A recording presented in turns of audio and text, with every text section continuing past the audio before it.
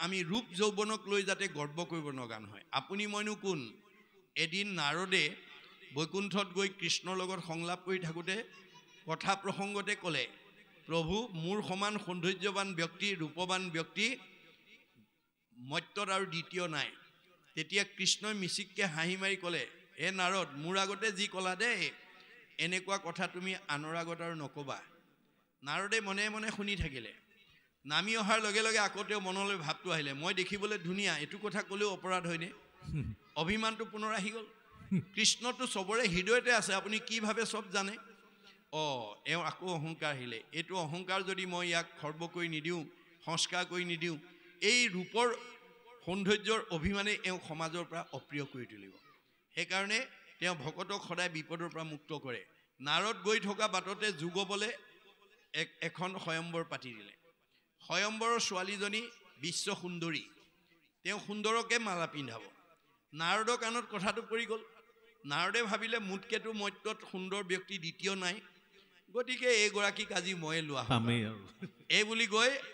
মানে স্বয়ম্বৰৰ প্ৰথম আসনখনতে তেওঁ বহিছে তাৰ কাষতে গন্ধৰ্ব তাৰপিছত অন্য ৰজা মহাৰজা দেৱতাবিলাকৰ ভিতৰত গন্ধৰ্ববিলাক বৰ ধুনীয়া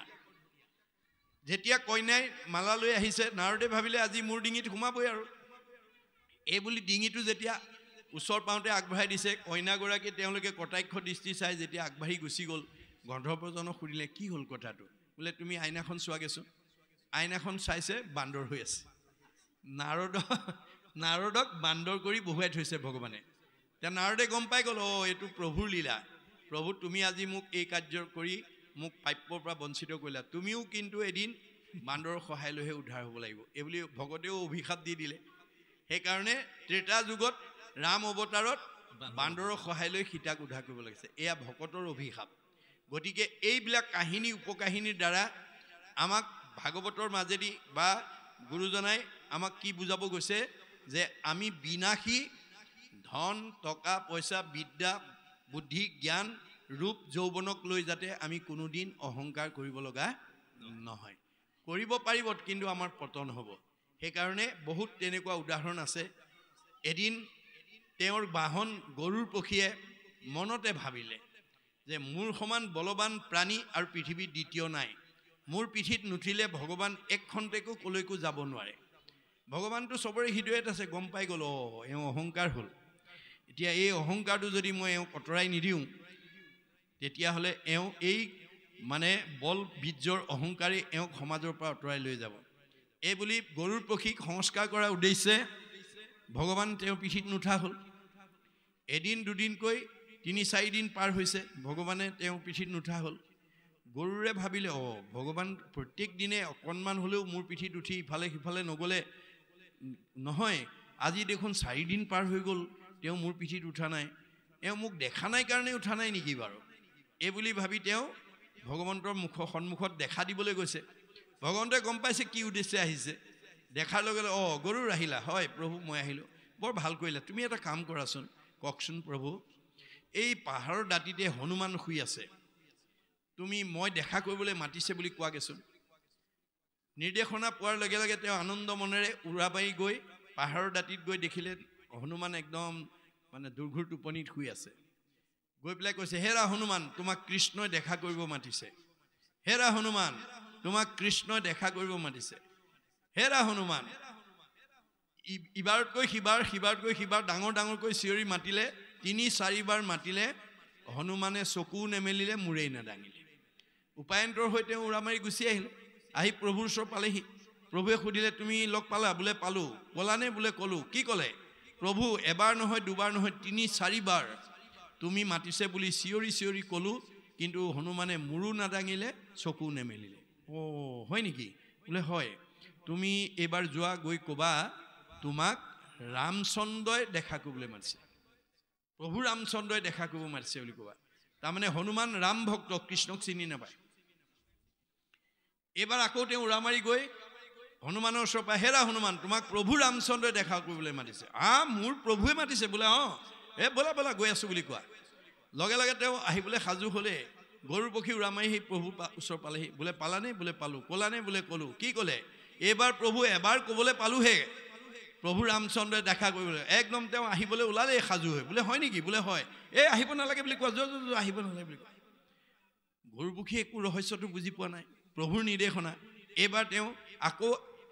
আহিব নালাগে বুলি বাধা দিবলৈ যোৱালে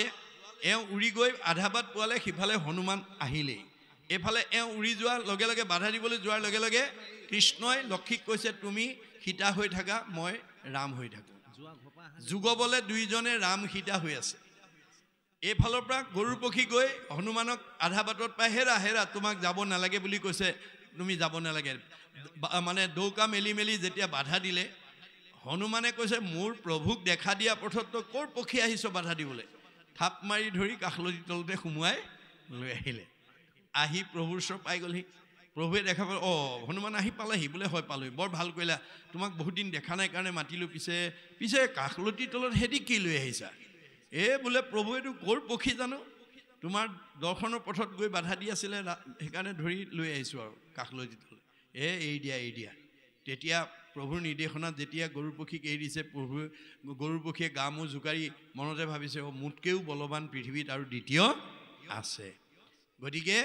ভগৱানে ইজনতকৈ সিজনতকৈ সিজন আমাক গুণী জ্ঞানী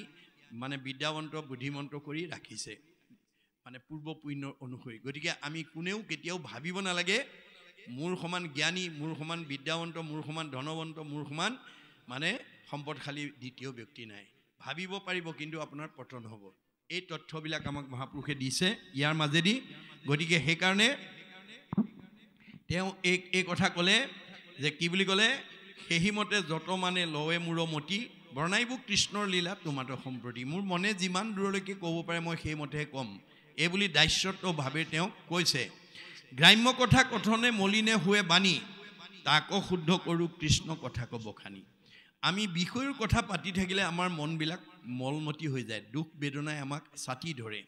গ্ৰাম্য কথা কথনে মলিন হোৱে মলি গতিকে তাকো শুদ্ধ কৰোঁ কৃষ্ণ কথা ক'ব খানি আমি সদায় মনটো বেয়া লাগিলে কৃষ্ণ কথা পাতিব লাগে শুনিব লাগে গাব লাগে তেতিয়া আমাৰ মনবিলাক পৰিষ্কাৰ হৈ যায় দেই আমাৰ বিশ্ববিখ্যাত মানে নাট্যকাৰ শেক্সপিয়াৰে কৈছে mind can be purified by the music body can be purified by the exercise both body and mind can be purified by the dance অর্থাৎ আমি যেতিয়া বৰগীত লোকগীত কীৰ্তন ঘোষা নাম যেতিয়া আমি গাম তেতিয়া আমাৰ মগজটো শুদ্ধন হয় বুলি কৈছে আৰু হাত চাপৰি মাৰি যেতিয়া আমি নাম ল'ম তেতিয়া আমাৰ বডিটো এক্সাৰসাইজ হ'ব এটো বডিটো শুদ্ধন হয় আৰু নাচিলে মানে বডি আৰু মন দুইটা শুদ্ধন হয় সেইকাৰণে আমি নাচিবও লাগে দেই মাজে সময়ে আপোনালোকে নাচিব শৰীৰটো সুন্দৰ হ'ব লাইফ সাইজ আইনাৰ ওচৰত মানুহ নথকা সুবিধা লৈ ধুমধাম নাচিব নিজৰ বডি মানে আৰু মনটো আগতকৈ উন্নত হৈ যাব এয়া হ'ল বেদৰ মত গতিকে আমি এইখিনি কথাৰ প্ৰতি আমি গুৰুত্ব দিব লাগিব